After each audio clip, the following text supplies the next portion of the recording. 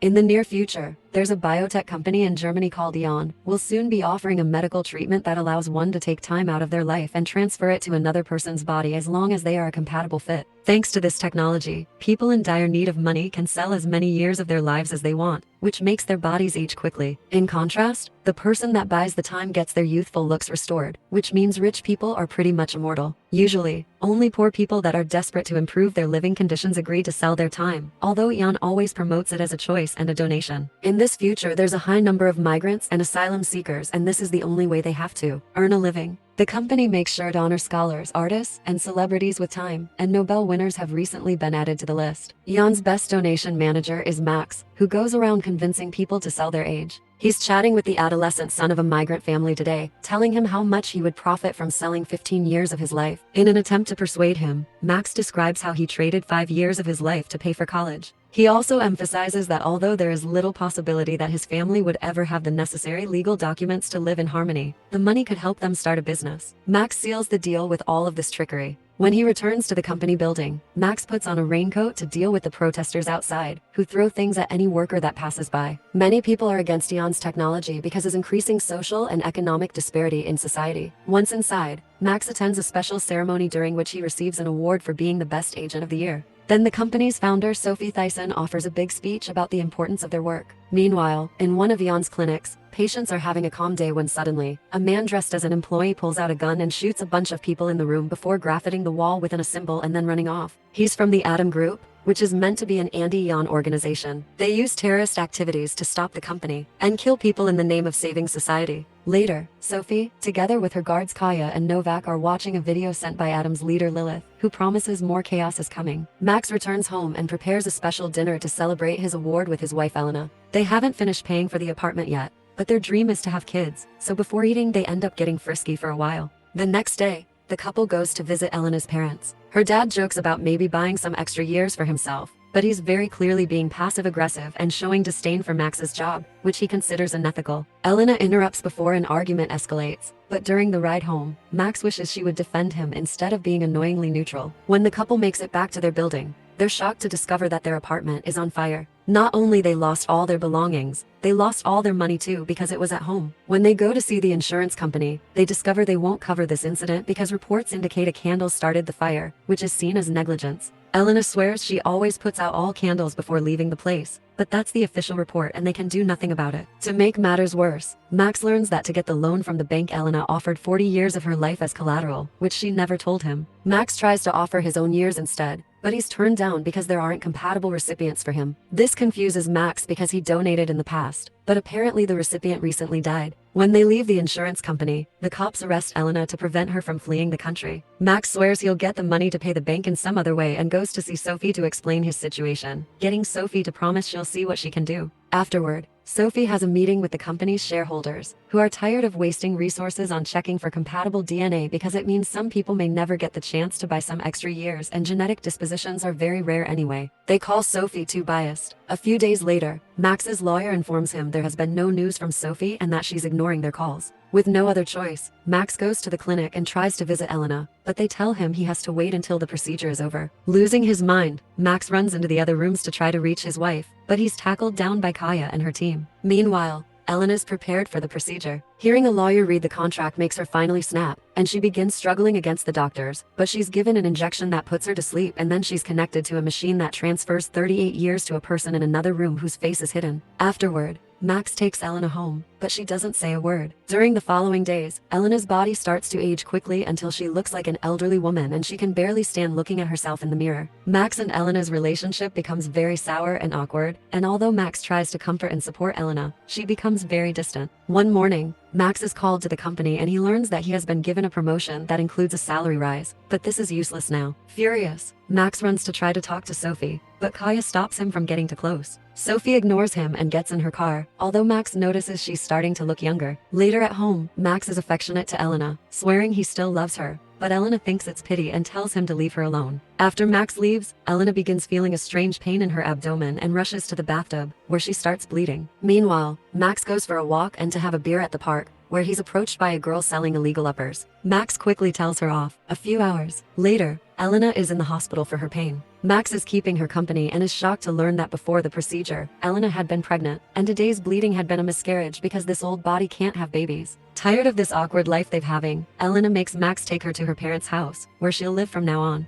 Heartbroken, Max promises to find a way to reverse the procedure, but Elena's father tells him off, reminding him this is the system he helped to create. Desperate for a solution, Max finds the girl in the park and approaches her to demand information, knowing that the girl got her procedure from somewhere illegal because Ian would never make kids. The girl gives him a special contact that Max later calls, and he learns of an underground group that has been performing age transplant surgeries in the neighboring country of Lithuania. He's told to pick up a burner phone and fake passports in a shady neighborhood and that he needs to get hold of the recipient who has been given Elena's time. Afterward, Max hides in a hotel and makes plans to kidnap Sophie because he's sure her getting younger and refusing to help him wasn't a coincidence. For the next few days, he follows Sophie around until one afternoon. He finds his chance when he sees her alone in a cemetery with no guards in sight. After hiding his face, he approaches the now young-looking Sophie, who begins yelling for helping and running. Max catches up quickly and tases her until she falls unconscious. Then he paints an A on a grave to make it look like the Adam group did this. Afterward, Max goes to pick Elena up at her workplace, asking her to trust him. Together, they go to the abandoned building where he's keeping an illegal van and Sophie all tied up, but Elena thinks this is crazy and an argument ensues. Max convinces her to come along when he mentions this is the only chance to rebuild their lives and have a family. At the cemetery, Kaya and Novak investigate the situation, and Novak uses the footage from security cameras to trace the car Max used. Everything was bought with a fake account, but Novak follows all the purchases until he traces the first one to Max's real account, so now they'll be looking for him. Novak wonders if they should call the cops, but Kaya refuses. By the time they make it to the abandoned building, the couple is already gone. While Elena and Max make their way to the harbor, Kaya and Novak prepare a new operation to catch them, this time with the help of the police. Novak explains how the couple met. Max had been assigned to Elena as her donation manager, but in the course of making the sale, they fell in love and got married. Novak admits he feels bad for desperate people, but Kaya calls him out and reveals she's actually 64 years old. She doesn't like modifying her body like this, but she does it for the job because she owes Sophie a lot. At the harbor, Max and Elena manage to get on a ship without much trouble, but they're caught on a security camera and Novak gets their location. Every few hours, Max checks on Sophie and brings her food and drinks. She's being kept inside a box with a bathtub, pretending to be cargo. In the evening, the couple watches a happy family and hopes for their own baby in the future. Suddenly, a child mentions some funny lights at the shore, and Max and Elena come out to discover the police are waiting for them in Lithuania. Thinking fast, Max decides to use the family to their advantage. When the cops begin inspecting all the cars leaving the ship, Max's van comes out, but it's the family dad driving it under threat from Max. He pretends to be a delivery worker transporting a bathtub, but the cops get suspicious because he looks very nervous. They ask to see the back of the van, where Sophie and Elena are hiding inside the bathtub. The cops look at the box and demand the man to open it fully. And when the poor guy hesitates, they ask him why he's so nervous. Through a Bluetooth earbud connected to his phone, Max tells the guy to say that he's nervous because he's never been held at gunpoint before. The leader of the operation notices his officer isn't handling his weapon well and lets the driver go to avoid being called out for misconduct. Then the wife arrives in her car with her baby, while Max is hidden in the back with the kid held at gunpoint. The cops see nothing wrong with her and let her pass. Both vehicles stop by the road later and the family reunites, but before letting them go, Max destroys their phones and shoots one of their car's tires. Seeing the baby cry, Elena feels guilty. Then the couple leaves in the van, with Sophie still tied in the bathtub. A few hours later, they stop in the middle of the road so Sophie can empty her pee bucket.